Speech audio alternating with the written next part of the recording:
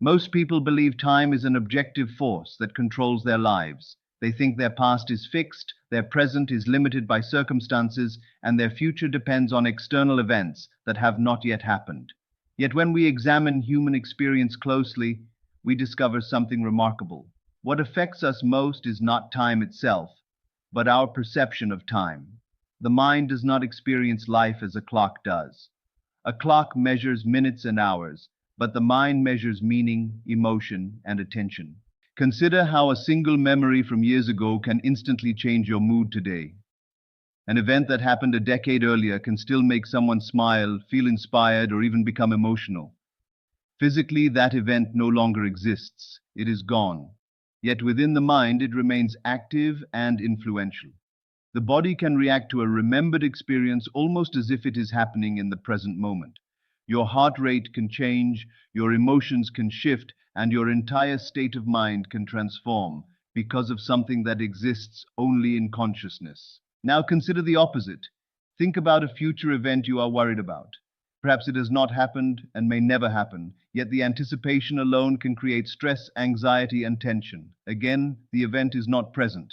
It is merely an idea. Nevertheless, the mind responds as though it possesses a degree of reality. This reveals an extraordinary truth. The mind is constantly traveling through time, revisiting the past and rehearsing the future, while the body experiences those journeys in the present. This is why two people can face the same circumstances, yet experience completely different realities. One person remembers past failures and therefore expects future disappointment. Another remembers victories, lessons, and growth, so they approach the future with confidence. Their external environment may be similar, but their internal experience is dramatically different because their relationship with time is different. The mind does not simply record events, it interprets them.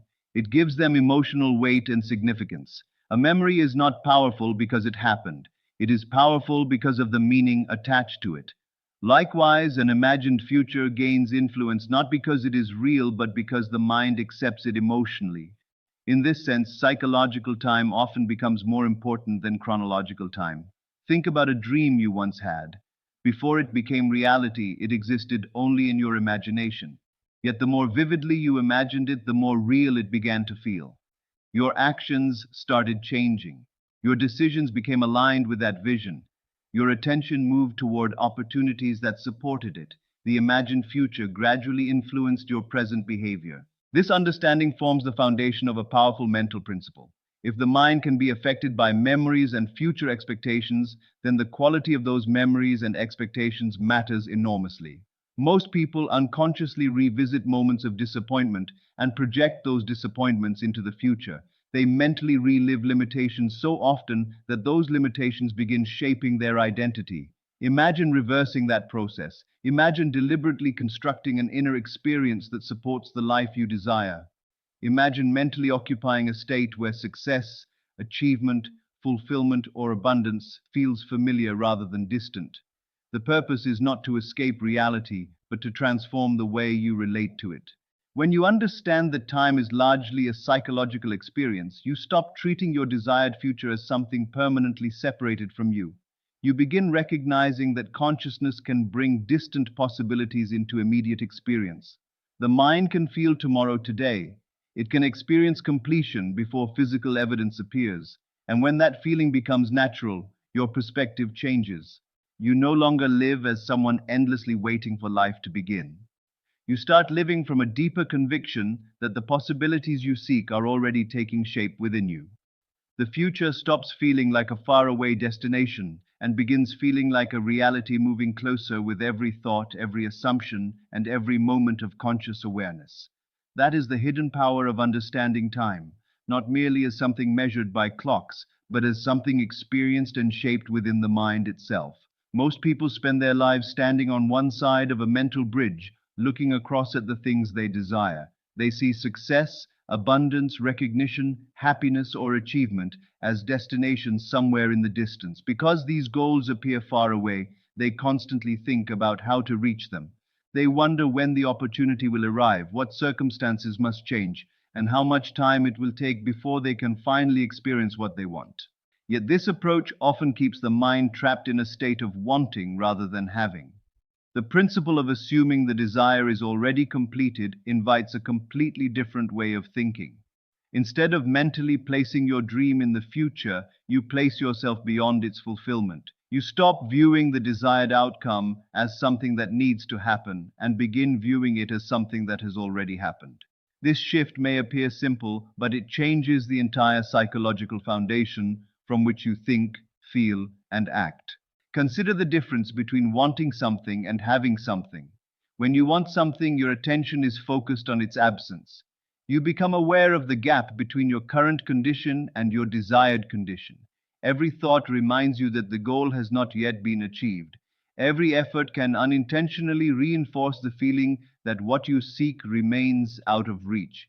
The mind becomes occupied with waiting, searching, hoping, and questioning.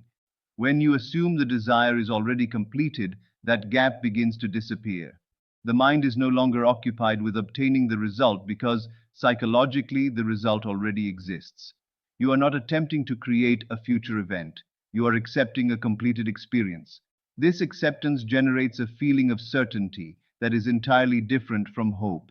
Hope looks forward and waits. Certainty rests in the knowledge that something is already true. Think about an important achievement you have already experienced in your life. Perhaps it was graduating from school, obtaining a job, learning a valuable skill, or accomplishing a personal goal. You do not spend your days wondering if that event will happen. You do not feel anxious about its arrival. The achievement exists in your awareness as a completed fact. Because it is complete, it no longer creates emotional tension. The same mental quality can be applied to a desired outcome. Imagine the goal has already been fulfilled. Imagine the work is done, the opportunity has arrived, the achievement has been secured, and the transformation has occurred. Then observe how your emotional state changes. Fear begins to soften. Urgency loses its intensity. The constant need for reassurance fades. In its place comes a quiet sense of completion. This does not mean pretending or denying present circumstances.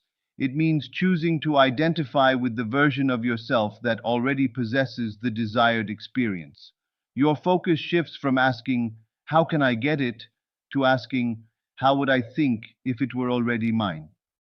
That question moves your attention away from struggle and toward identity. Every achievement is first connected to a state of being. Before someone becomes successful externally, they often develop the mindset, confidence, persistence, and self-concept associated with success. Before someone experiences greater abundance, they often begin thinking from abundance rather than from scarcity.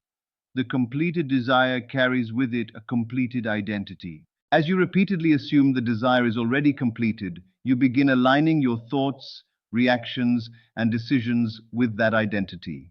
You naturally become less controlled by doubt and more guided by conviction. You stop measuring every day by immediate evidence and start operating from an inner knowing that does not depend on external confirmation. The remarkable effect of this practice is that it changes not only how you feel, but also how you behave. Actions taken from confidence differ from actions taken from fear. Decisions made from certainty differ from decisions made from desperation. When the mind accepts the outcome as complete, it becomes easier to notice opportunities, remain persistent through challenges, and maintain emotional stability during periods of uncertainty. The true power of this principle lies in understanding that the mind tends to move toward what it accepts as real. The more natural the fulfilled desire becomes in your awareness, the less energy is spent fighting doubt, and the more energy becomes available for constructive action. Instead of chasing a future possibility, you begin living from an inner experience of completion. And when completion becomes your dominant state, your entire relationship with your goal is transformed. Most people spend their lives moving toward what they want, but very few understand the power of living from it. There's a profound difference between these two states of consciousness. When you live toward a result, you are constantly aware that it is missing. Every thought, every effort, and every action carries the hidden assumption that what you desire is somewhere outside of you, waiting to arrive at some future point. This creates a subtle but persistent feeling of separation. You become a person chasing success, chasing abundance, chasing recognition, or chasing fulfillment. The goal remains ahead because your attention remains fixed on the distance between where you are and where you want to be. Living from the result operates in an entirely different way. Instead of focusing on the absence of the desire, you focus on the reality of its completion. You mentally occupy the state of the person who has already achieved the outcome. You stop asking, "How can I get there?" and begin asking, "How would I think if I were already there?" This simple shift changes the direction of your awareness. Rather than reaching toward a future event, you begin expressing a present identity. Consider someone who desires financial freedom. When living toward the result, they constantly think about money problems, future solutions, and the long road ahead. Their thoughts revolve around the struggle of obtaining wealth. But a person living from the result approaches life differently. They begin to think with the calmness, confidence, and security that naturally accompany financial freedom. They do not deny current circumstances. Instead, they refuse to let those circumstances define their inner state. Their focus remains on the version of themselves who already possesses the desired outcome. This principle applies to every area of life. A person seeking confidence often spends years trying to become confident, yet the effort itself reinforces the belief that confidence is absent. The moment they begin living from confidence, however, their behavior changes. They speak differently. They carry themselves differently. They make decisions differently. They are no longer practicing confidence, they are expressing it. The transformation begins internally before it becomes visible externally. One of the greatest obstacles to living from the result is the habit of seeking evidence. The mind constantly looks around and asks, "Has it happened yet?" This question keeps attention fixed on what is missing. Every search for proof reinforces the belief that the desire has not arrived. Living from the result requires a different approach. It asks you to trust the inner experience before the outer experience fully appears. It invites you to adopt the emotional state of fulfillment now rather than postponing it until circumstances change. Think about how you feel after accomplishing something important. There is a sense of relief, certainty, and completion.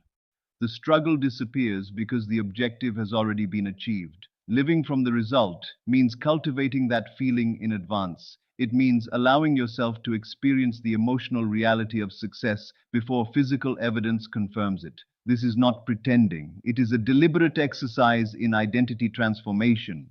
The reason this approach is so powerful is that your actions naturally follow your self-concept. People consistently behave according to who they believe they are.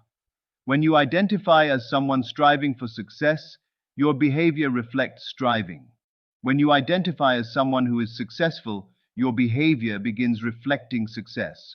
Opportunities are noticed more easily, decisions become more decisive, persistence becomes natural rather than forced. Living from the result does not mean becoming passive or avoiding action. On the contrary, it often produces more effective action. The difference is that the action comes from confidence rather than desperation. It comes from certainty rather than fear. The individual is no longer trying to prove their worth or force an outcome. They are simply expressing the qualities of the person they have chosen to become. The secret is not to make the future happen. The secret is to become inwardly familiar with the reality you desire.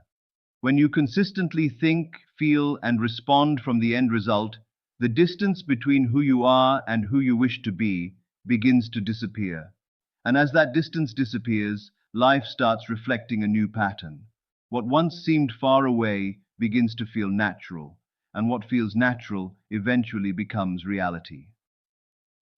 One of the most powerful shifts a person can make is learning to think about a desired outcome as though it has already become part of their personal history. Most people approach their dreams by constantly looking forward. They ask when it will happen, how it will happen, and whether it will happen. Their attention remains fixed on a future event that seems distant and uncertain. This mental habit creates a subtle feeling of separation between the individual and the desired result. The more they focus on waiting for it, the more real the waiting becomes. A different approach is to mentally place the fulfilled desire behind you rather than ahead of you. Imagine that the event you long for occurred yesterday. Not years ago, not in some distant past, but recently enough to feel vivid, natural, and unquestionable. Yesterday carries a special psychological quality. You do not struggle to believe in yesterday. You do not spend time wondering whether yesterday happened. You accept it automatically. By placing your desired outcome into this mental space, you begin to remove the tension that normally surrounds it.